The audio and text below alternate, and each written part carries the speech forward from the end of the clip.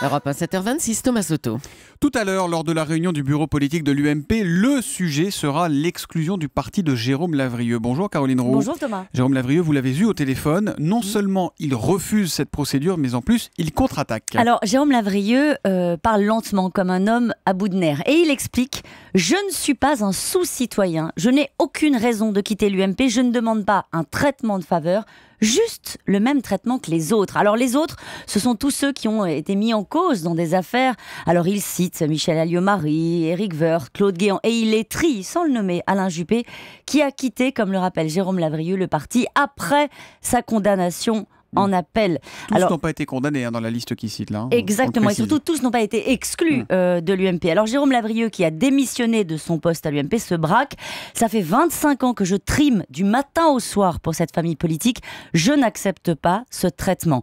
Alors si la décision est prise ce soir de lancer une procédure d'exclusion, Jérôme Lavrieux prévient, il contestera avec son avocat les motifs de la convocation, la validité de la commission qui est censée trancher.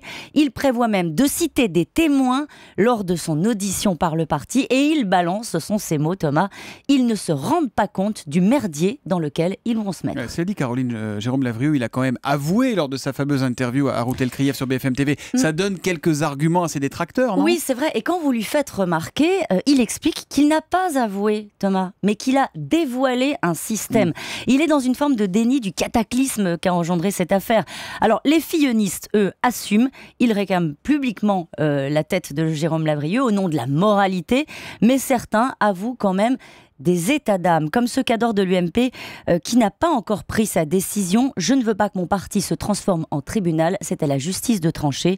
Mais il a fait du mal au parti en allant balancer à la télé. Donc s'il y a un vote ce soir, ce sera tendu et il se déroulera à bulletin secret. Caroline, au milieu de tout ça, on a quand même un petit peu de mal à voir comment le parti, l'UMP, peut s'en sortir. Il est déjà mort, Thomas. Le parti Big Malion, c'est un monstre à plusieurs têtes. Vous savez, c'est l'hydre de Lerne dans les travaux d'Hercule. Ce matin, Christian Jacob va devoir expliquer pourquoi le groupe UMP à l'Assemblée a prêté 3 millions au parti dans le plus grand secret. Pendant ce temps-là, vous avez Jean-François Copé qui, au lieu de se faire oublier, ose déposer des propositions de loi sur la transparence en politique. Ce feuilleton est devenu tout simplement indécent. Et en coupant la branche Lavrieux, ses adversaires risquent bien de couper aussi celle sur laquelle ils sont assis et de voir tout l'arbre UMP s'effondrer. On en parlera. Jean-Pierre Elkabbach en parlera tout à l'heure avec Jean-Pierre Raffarin, l'ancien Premier ministre qui fait partie du trio qui dirige par intérim l'UMP, sera son invité à 8h20 pour l'interview politique d'Europe 1. Nous, on se retrouve demain 7h25, Caroline. À demain.